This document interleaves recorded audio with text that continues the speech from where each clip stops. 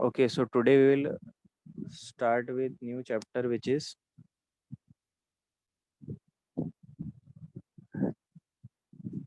chapter 4, motion in a plane. Okay, so we will start with the new chapter, which is chapter 4, motion in a plane. So here in this chapter we will be discussing with two-dimensional motions.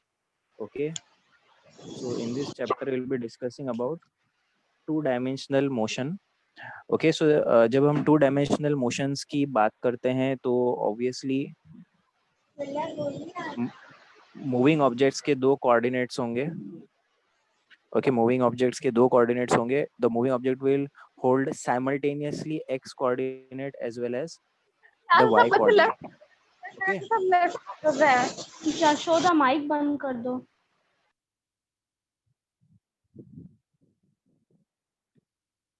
सो यहाँ पर हम दोनों coordinates को यहाँ पर consider करने वाले हैं. सो अब देखिए, जब हम 2D मोशंस की बात करते हैं, when we talk about the x plane and the y plane, मान लीजिए कि ऑब्जेक्ट एक पर्टिकुलर डायरेक्शन में मूव कर रहा है inside the plane from point O to A. So when I talk about 2D motion and let us say that this is the reference point, right? And I say that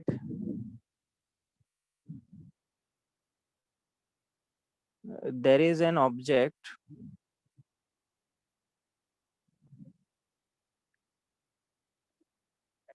at a distance of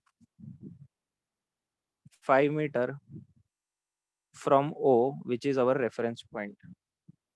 Okay, there is an object at a distance of 5 meters from O. So देखिए, जब मैं कहता हूँ कि there is an object at a distance of 5 meter from our reference point O, तो देखिए object इस point A पर भी हो सकता है 5 मीटर की दूरी पर. ऑब्जेक्ट जो है इस पॉइंट B पर भी हो सकता है अगेन 5 मीटर की दूरी पर. ऑब्जेक्ट वाई एक्सिस पर भी एक पर्टिकुलर पॉइंट पर हो सकता है 5 मीटर की दूरी पर. एक्स एक्सिस पर भी एट अ पर्टिकुलर पोजीशन पे हो सकता है at a distance of 5 metre. So जब मैं कहता हूँ ऑब्जेक्ट 5 मीटर की दूरी पर है ओ पॉइंट से, तो ये इंफॉर्मेशन सफिशिएंट नहीं है टू डिस्क्राइब और to denote the exact position of the object.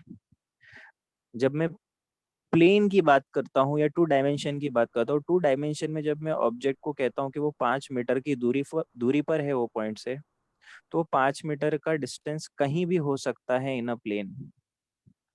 So the magnitude okay of distance is not sufficient to locate the object. okay, so object का मैग्नीट्यूड जो होता है कि वो यहाँ से इस पॉइंट से इतनी दूरी पर है, पर वो कहाँ है एग्जैक्टली वो हम लोकेट नहीं कर सकते मैग्नीट्यूड के इंफॉर्मेशन के बेसिस पर. मैग्नीट्यूड के साथ साथ हमें जरूरत यहाँ पर पड़ती है डायरेक्शन की भी. Okay, along with magnitude what we require is direction is also that very important as much as the magnitude is. जब तक मैं ये नहीं कहूँगा कि ऑब्जेक्ट जो है लेट अस से कि ऑब्जेक्ट जो है it is at a distance of 5 metre from O making 30 degree with X axis.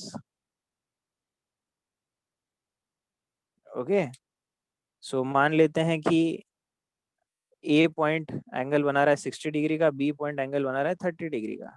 So when I say object is at a distance of 5 meter making 30 degree with x axis, तो मैं कहूँगा object इस B position पे है, 5 metre का distance और x axis के साथ 30 डिग्री का एंगल बना रहा है.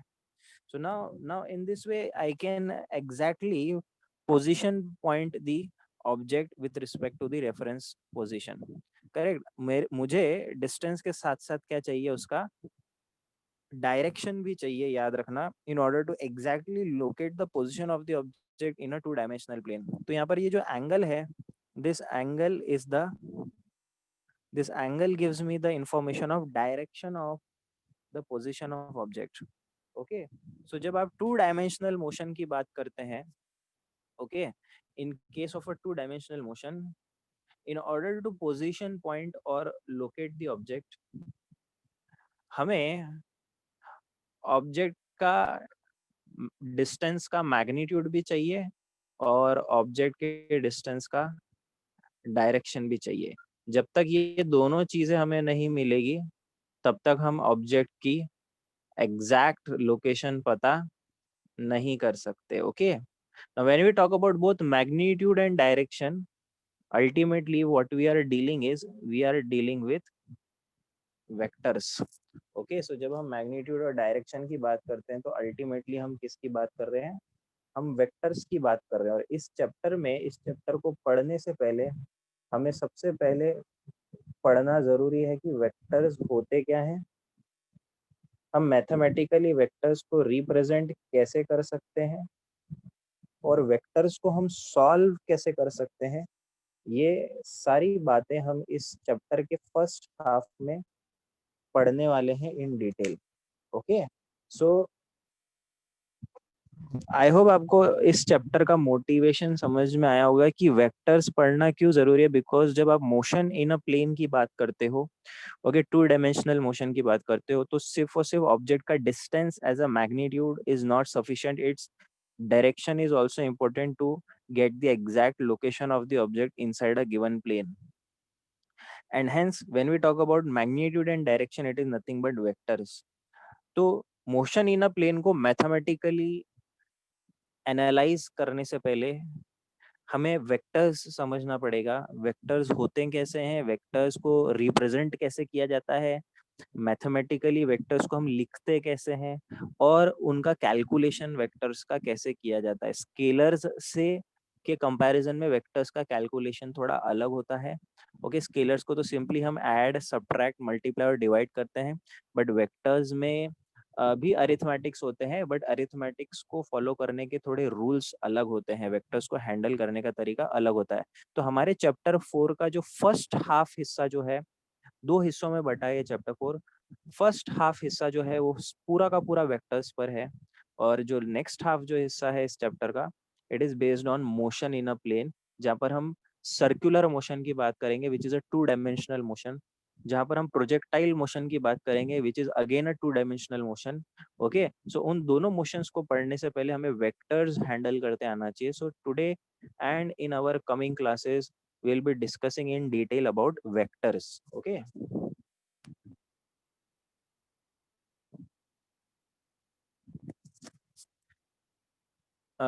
so let us begin. तो सबसे पहला आ जाएगा वेक्टर्स का डेफिनेशन, जो आप लोगों ने 9th स्टैंडर्ड में भी पढ़ रखा है। Physical quantity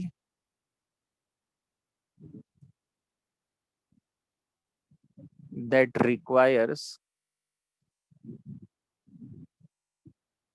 both magnitude and direction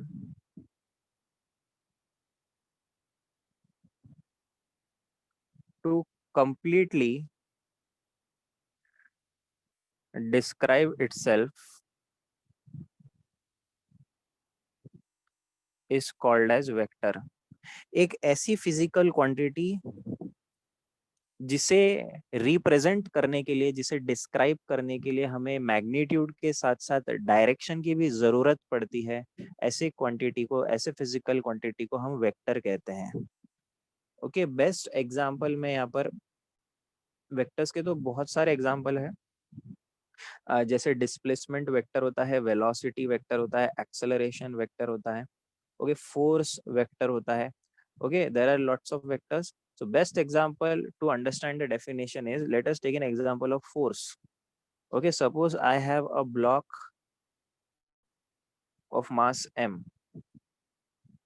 it is at rest. अब मैं कह रहा हूँ मैं इस ब्लॉक पर फोर्स अप्लाई कर रहा हूँ। ओके, मैं कह रहा हूँ कि मैं इस ब्लॉक पर फोर्स अप्लाई कर रहा हूँ 1 न्यूटन का। देखिए मैंने मैग्नीट्यूड प्रोवाइड कर दिया है। So I am applying a force of 1 newton on this block. Okay, I have provided the magnitude. Okay, so I am saying I am applying a force of 1 newton on this block. इसका मतलब अब आप मुझे बताइए block कहाँ जाएगा। मैं इस ब्लॉक पे 1 न्यूटन का फोर्स लगा रहा हूँ। Tell me where the block will go.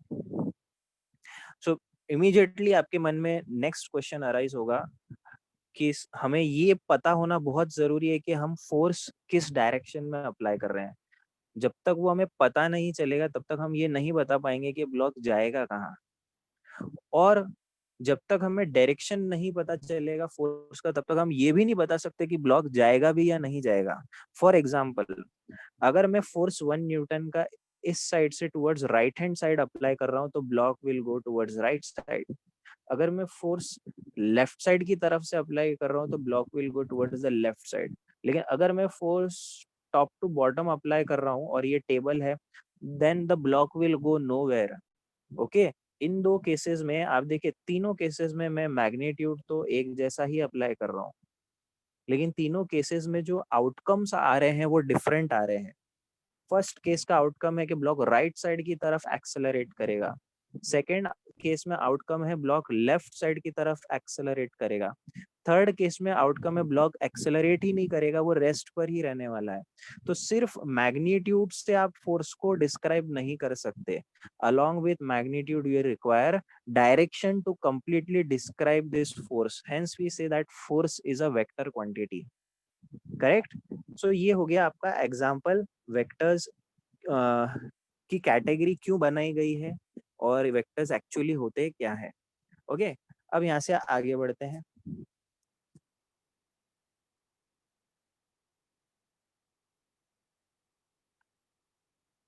Now we talk about the concept of representing a vector। now how do we represent a vector? हम वेक्टर को रिप्रेजेंट कैसे करेंगे, लिखेंगे कैसे। तो देखिए यहाँ पर किसी भी वेक्टर को let there be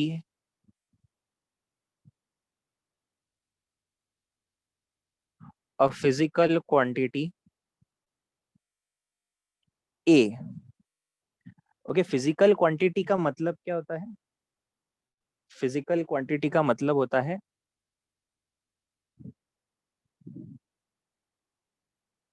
anything that can be measured, जिसे आप मेजर कर सकते हो। यूनिट्स एंड मेजरमेंट में भी अपन ने मेजरमेंट की बात की थी, एरर्स वगैरह, करेक्ट। सो जिस किसी चीज को आप मेजर कर सकते हो उसको आप इंस्ट्रूमेंट से तोल सकते हो, या फिर आप किसी फॉर्मूले से जिसे आप कैलकुलेट कर सकते हो, जिस चीज को आप नंबर्स के जरिए उसके मैग्नीट्यूड को आप रिप्रेजेंट करते हो, उस चीज को हम फिजिकल क्वांटिटी कहते हैं। जैसे मास, you can measure mass and you can represent mass in numbers as 60 kg, 70 kg, correct? Force as 1 newton, 2 newton, correct?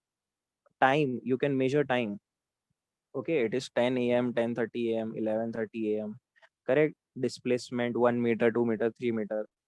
So anything that can be measured is called as physical quantity। Okay, ये चीज याद रखना आप। Physical quantity के दो part से, या तो फिजिकल क्वांटिटी स्केलर हो सकता है या फिर फिजिकल क्वांटिटी वेक्टर हो सकता है।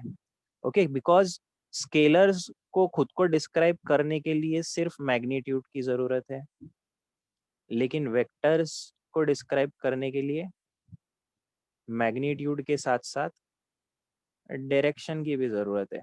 बट अल्टीमेटली दोनों केस में देखिए नंबर तो आ ही रहा है, मैग्नीट्यूड तो आ ही रहा है, और उन्हीं को हम फिजिकल क्वांटिटी कहते हैं। जिस क्वांटिटी को आप नंबर असाइन कर सकते हो, जिसको आप न्यूमेरिकली उसके मैग्नीट्यूड को रिप्रेजेंट कर सकते हो, उसके स्ट्रेंथ को रिप्रेजेंट करते हो, उसे हम फिजिकल क्वांटिटी कहते हैं। स्केलर वेक्टर दोनों को मैग्नीट्यूड की जरूरत है, इसलिए दोनों फिजिकल क्वांटिटी है। लेकिन वेक्टर को मैग्नीट्यूड के साथ डायरेक्शन की भी जरूरत है, इसलिए वेक्टर इसलिए ऐसी क्वांटिटीज को हम वेक्टर कहते हैं। स्केलर के भी आपको पता ही है, सिंपल एग्जांपल है मास, we can take a classic example of mass. Now when I say the mass of an object is 50 kg, सो हम ये नहीं पूछते किस डायरेक्शन में उसका मास 50 kg है, correct? It is a mass, it is the amount of matter which is 50 kg. That amount of matter does not require a direction, correct, to get the complete information, correct? Height of a person is 6 foot. तो अब आप ऐसे नहीं बोलेंगे किस direction में उसकी height है. Height is a scalar quantity, उसको डायरेक्शन की जरूरत नहीं है, correct? So now we come back to the topic which is representing a vector. So अब देखिए, जैसा मैंने कहा कि let us say there be a physical quantity A, जो कि कोई भी हो सकता है, ये फोर्स भी हो सकता है, डिस्प्लेसमेंट भी हो सकता है, एक्सेलरेशन भी हो सकता है, कोई भी क्वांटिटी हो सकती है. Let that physical quantity be A. Now as a vector we can represent A in vector form in the following manner. Okay, so A के ओवरहेड पर हम एरो देते हैं. ओके, ए को हम, या फिर आप कहिए एरो हेड देते हैं, करेक्ट? सो ये एरो हेड का मतलब होता है कि ए है एक वेक्टर. एरो हेड जब आप किसी भी लेटर के ऊपर लगाओगे, ओके, फिजिक्स के टर्म्स में किसी भी लेटर के ऊपर आप एरो हेड लगाओगे, तो ये एरो हेड का मीनिंग ये होता है that quantity A possess a direction. Quantity A possess या फिर कहिए holds a certain direction. Okay, so arrow head का मीनिंग यहाँ पर ये होता है कि ये जो एक क्वांटिटी है, ये एक पर्टिकुलर डायरेक्शन को होल्ड कर रहा है, ये किसी ना किसी डायरेक्शन को पॉइंट कर रहा है. सो यहाँ पर arrow head indicates the concept of direction. Okay, इसीलिए ये क्वांटिटी क्या बन गई? वेक्टर. तो किसी भी वेक्टर को आप एरो हेड से रिप्रेजेंट करते हो, जो इंडिकेट करता है डायरेक्शन को. So in vector form A can be represent as A vector. तो इसको आप स्पेल कैसे करोगे? ए वेक्टर. ओके, या फिर वेक्टर ए, जो आपकी इच्छा है. You have to spell this as A vector और you can spell it as vector A. अब देखिए, as per the definition, what is a vector? A vector is the one which requires both magnitude and direction, which contains not only magnitude but also direction. So this a vector contains magnitude. Okay, so यहाँ पर देखिए, हम vector terminologies, देखिए vectors को represent करना सीख रहे हैं. तो ये हमने यहाँ पर ए के आसपास क्या लगाया है? यहाँ पर हमने ए का ले लिया है यहाँ पर modulus. In other words, we are trying to say that this is a magnitude of a vector. Okay, so magnitude of a vector is represented by modulus. So इसके अंदर क्या क्या प्रेजेंट है? इसके अंदर मैग्नीट्यूड भी प्रेजेंट है, इसके अंदर डायरेक्शन भी प्रेजेंट है, दोनों चीज इसके अंदर प्रेजेंट है. उन दोनों में से एक को मैंने सेपरेट कर दिया, जिसको हम कहते हैं मैग्नीट्यूड. तो मैंने मैग्नीट्यूड अलग से लिख दिया. अब डायरेक्शन को अलग से हम ऐसे लिखते हैं, ए कैप. ओके, इसको आप कैसे स्पेल करते हो? इसे हम कहते हैं cap. Okay, so now this a cap altogether represents only direction. ये सिर्फ और सिर्फ डायरेक्शन को रिप्रेजेंट कर रहा है. Okay, a vector is a quantity that holds a certain direction with magnitude. Okay, so in a wholesome manner, wholesome तरीके से हम किसी भी वेक्टर को ऐसे ही लिखते हैं, जिसमें डायरेक्शन के साथ साथ मैग्नीट्यूड भी प्रेजेंट है. सो कंप्लीट होलसम मैनर में हम वेक्टर को लिखते हैं इस तरह से, ए वेक्टर. इसको अगर आप स्प्लिट करोगे तो इसके दो स्प्लिट्स होंगे. एक होगा मैग्नीट्यूड कंपोनेंट और दूसरा होगा only direction component. So magnitude and direction together represent a vector. Okay, so when you talk about only direction of a vector, it is represented in a cap manner. इसके बारे में अभी हम detail में discuss करने वाले हैं. Okay, इसके बारे में भी हम थोड़ी देर से डिस्कस करेंगे. देखिए, ये रिप्रेजेंटेशन आप पहली बार सीख रहे हैं, ये नई चीजें हैं. तो एक साथ सारी चीजें हम नहीं समझ सकते, धीरे धीरे करके सब समझेंगे। तो जो भी डाउट्स आपके मन में बन रहे हैं वो पेशेंटली आपको उन डाउट्स को एक बार साइड रखना पड़ेगा। अभी जो मैं बता रहा हूँ उन पे आप फोकस करो, वो डाउट्स भी धीरे धीरे सारे क्लियर हो जाएंगे आने वाले टॉपिक्स में, क्योंकि मैं एक साथ सारी बातें नहीं कर पाऊंगा। ओके, धीरे धीरे करके मुझे पता है क्या क्या डाउट्स है, उन्हीं के हिसाब से ही मैं ये लेक्चर जो है डे बाय डे आगे प्रोसीड करूंगा। सारे डाउट्स क्लियर होंगे, 2-3 दिन आपको वेट करना पड़ेगा। ओके, थर्ड फोर्थ डे से आप बहुत कंफर्टेबल हो जाओगे वेक्टर्स के साथ। तो यहाँ पर मैं कह रहा हूँ कि ये है wholesome representation of a vector. This is a split representation of vector, magnitude and direction. Direction को हम सिंपली कैप से रिप्रेजेंट करते हैं। ओके, ये जो कैप वेक्टर्स होते हैं ना, इसको ओवरऑल हम क्या कहते हैं, अ कैप वेक्टर। तो ये जो कैप वेक्टर्स होते हैं ना, ये सिर्फ और सिर्फ डायरेक्शन को रिप्रेजेंट करते हैं। और याद रखना, इन कैप वेक्टर का मैग्नीट्यूड क्या होता है, इन कैप वेक्टर की जो वैल्यू होती है वो वैल्यू होती है 1 यूनिट। इनकी वैल्यू क्या होती है, 1 यूनिट। इसका मतलब ये है कि जब आप मल्टीप्लाई करोगे तो यहाँ पर क्वांटिटी का मैग्नीट्यूड तो यहाँ स्टोर्ड है, क्वांटिटी का एक्चुअल मैग्नीट्यूड, जैसे मैं कह रहा था फोर्स 2 न्यूटन, तो ये जो 2 नंबर है 2 न्यूटन का वो यहाँ स्टोर्ड है। ये सिर्फ और सिर्फ फोर्स का क्या रिप्रेजेंट कर रहा है, डायरेक्शन। लेट अस से फोर्स जो है along plus x axis apply किया जा रहा है, मतलब राइट हैंड साइड की तरफ फोर्स अप्लाई किया जा रहा है 2 न्यूटन का। तो 2 न्यूटन एज अ नंबर यहाँ स्टोर्ड है, और direction of plus x axis जो है वो यहाँ स्टोर्ड है। पॉजिटिव एक्स एक्सिस की डायरेक्शन यहाँ स्टोर्ड है, यहाँ सिर्फ डायरेक्शन स्टोर्ड है। तो ये जो डायरेक्शन वेक्टर है, जो कैप वेक्टर है, इसकी वैल्यू 1 होती है। मतलब ये मैग्नीट्यूड को किसी भी तरह से हार्म नहीं करने वाला, because any number multiplied by 1 will be that number only. तो कैप वेक्टर्स की खास बात ये होती है कि ये सिर्फ और सिर्फ डायरेक्शन देने में हेल्प करते हैं, मैग्नीट्यूड को किसी भी तरह से हार्म पहुंचाने का काम नहीं करते, बिकॉज मैग्नीट्यूड सारा का सारा मैग्नीट्यूड का डेटा यहाँ स्टोर्ड है। ये इसकी वैल्यू क्या लेकर चलता है, ये अपनी वैल्यू हम नहीं बनाया है, ये तो हम बोलते हैं इसकी वैल्यू क्या है, 1 unit. So 2 into 1 will remain 2 only. So cap vectors will never.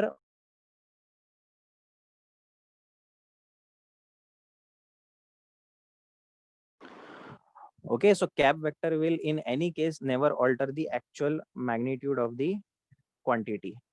इस वजह से याद रखिएगा, इस वजह से हम जो ये कैप वेक्टर है इनको हम यूनिट वेक्टर भी कहते हैं। देखिए कितने सारे नाम है, इस वजह से हम इस कैप वेक्टर को क्या कहते हैं, यूनिट वेक्टर। ओके, एक ऐसा वेक्टर जिसका काम सिर्फ डायरेक्शन देने का है और जिसकी वैल्यू सिर्फ यूनिट है, यूनिट मतलब 1। ओके, जिसकी वैल्यू सिर्फ यूनिट है, यूनिटी है या 1 है, ऐसे वेक्टर को यूनिट वेक्टर कहते हैं। A vector that represents only direction and has a magnitude of 1 unit is called as a unit vector. And unit vectors are also called as cap vectors. Conversely, cap vector, every cap vector is a unit vector and every unit vector is a cap vector. दोनों में कोई फर्क नहीं है, synonyms है ये। Okay, ये दोनों exact synonyms है एक दूसरे के। Every cap vector is a unit vector and every unit vector is a cap vector. Okay, these are synonymous terms. Okay, so a vector which represents only direction and has a magnitude of 1 is called as a unit vector or a cap vector. So देखिए अभी हमने सिर्फ vector को लिखना सीखा है, vector को use कैसे करना है, हम प्रैक्टिकली इसे सॉल्व कैसे करते हैं, कैलकुलेट कैसे करते हैं, ये अभी हम धीरे धीरे देखने वाले हैं। बट बिफोर दैट हम आगे का टॉपिक लेते हैं विच is a unit vector. Let us define this unit vector. Okay, देखिए एक चीज और बोलूंगा कि इस चैप्टर के भी नोट्स मैं आपको 1-2 दिन में बिफोर हैंड ही स्कैन करके प्रोवाइड कर दूंगा, ताकि ये चैप्टर रनिंग चैप्टर में आपके नोट्स अवेलेबल रहे। जो मैं पढ़ा रहा हूँ वो सारा मिल जाएगा आपको, लेकिन देखिए मैं हर बार थोड़ा सा अलग तरीके से ही पढ़ाता हूँ। ओके, तो जैसे मैंने ये जो आज इस तरीके से समझाया है, ये सारी चीजें भी नोट्स में आपको मिल ही जाएगी, क्योंकि वो मेरे ही लिखाए हुए नोट्स है। बट फिर भी अगर आप चाहो तो आप इसका स्क्रीनशॉट ले सकते हो, ताकि आप मेरे लेक्चर्स के साथ हमेशा कनेक्टेड रहोगे कि हाँ सर ने उस दिन ये चीज़ बताई थी और इस तरह से समझाया था। तो आप चाहो तो इसका स्क्रीनशॉट ले सकते हो, बहुत बेसिक चीज़ है ये। स्क्रीनशॉट ले लीजिए, इजी जाएगा आपके लिए। वैसे तो नोट्स में सब मिलेगा।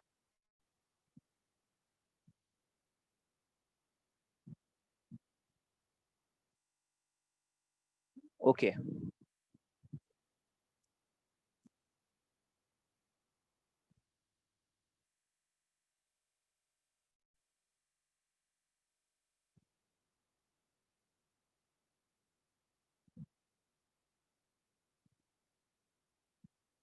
तो जैसा मैंने कहा, हम अब बात करेंगे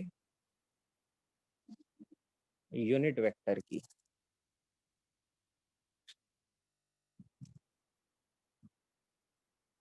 A vector which represents only direction and has magnitude of unity is called as unit vector. Has a magnitude of unity का मतलब उसका magnitude 1 होता है। सो यूनिट वेक्टर को हम कैसे रिप्रेजेंट करते हैं, अभी देखा, ए कैप ऐसे रिप्रेजेंट करेंगे unit vector. Okay, so unit vector को कैसे कैलकुलेट किया जाता है, हम बोलेंगे let there be a vector, okay, which is a vector. Okay, let there be a vector represented as a vector. So unit vector of a vector is given by a cap, which is by formula vector upon its magnitude. By formula is vector upon its magnitude. Obvious सी बात है, देखिए घुमा फिरा के वही फॉर्मूले लिख रहे, कुछ नई बात हम नहीं लिख रहे हैं। ओके, थोड़ी देर पहले मैंने कहा था आपको कि a wholesome vector, a complete vector which has both magnitude and direction can be represented as magnitude into direction. So the direction component called as cap vector or unit vector is nothing but vector upon magnitude. तो यही अपन ने लिखा है. So the direction vector, also called as cap vector, also called as unit vector, is given by vector upon magnitude. Okay. तो देखिए मैंने इसके क्या क्या नाम बताए हैं। इसका मैंने पहला नाम बताया डायरेक्शन वेक्टर,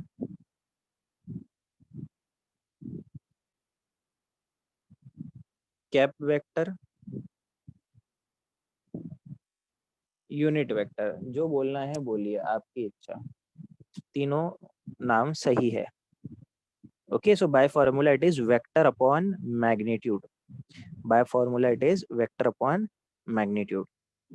ओके, थोड़ा सा और डिटेल में इसकी बात करते हैं। ओके, स्क्रीनशॉट लेना चाहो ले सकते हो, और नहीं भी लोगे कोई दिक्कत नहीं है। ओके, सो थोड़ा सा और डिटेल में हम बात करते हैं यूनिट वेक्टर को प्रैक्टिकली हम कैसे डील करते हैं और हैंडल करते हैं। Let us C.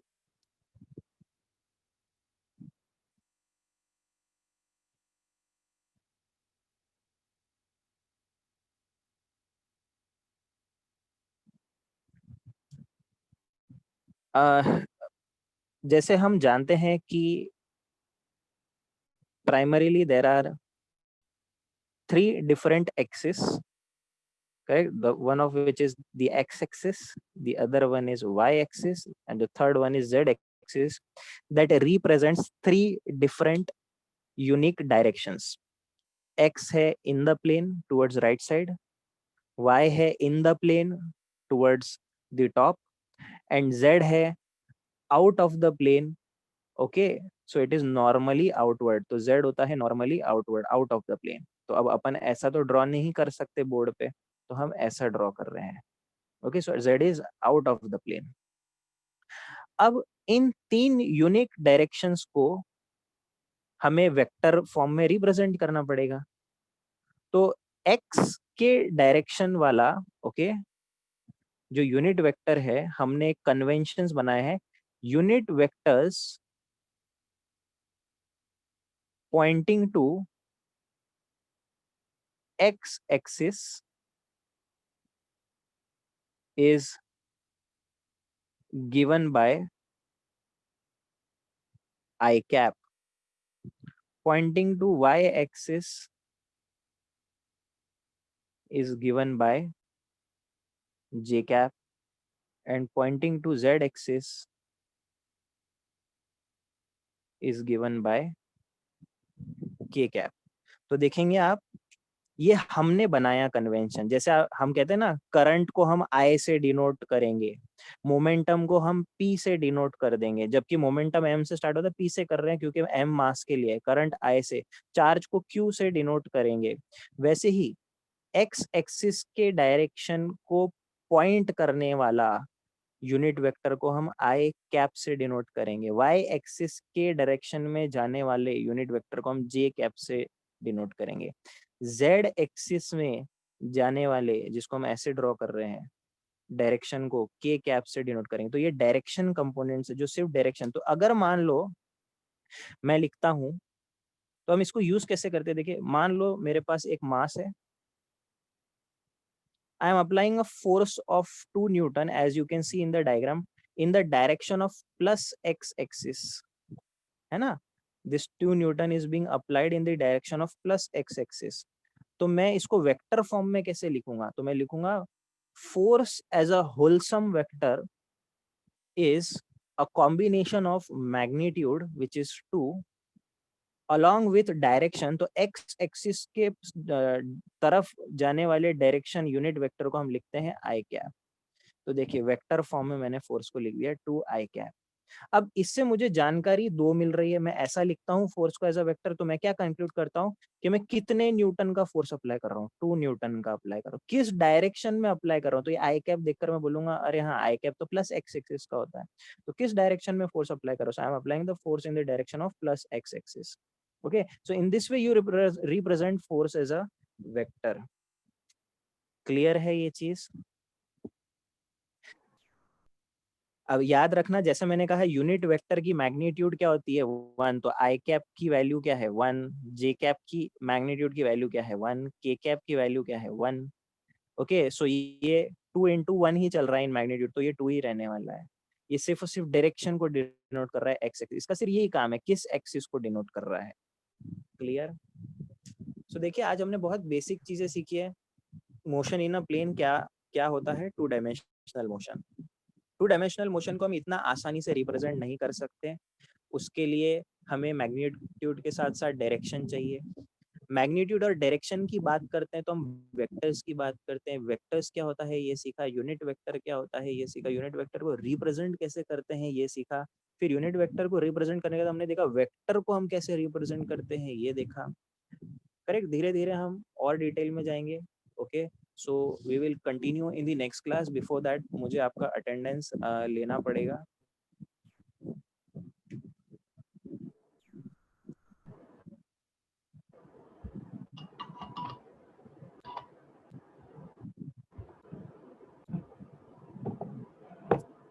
Okay, so we continue in the next class.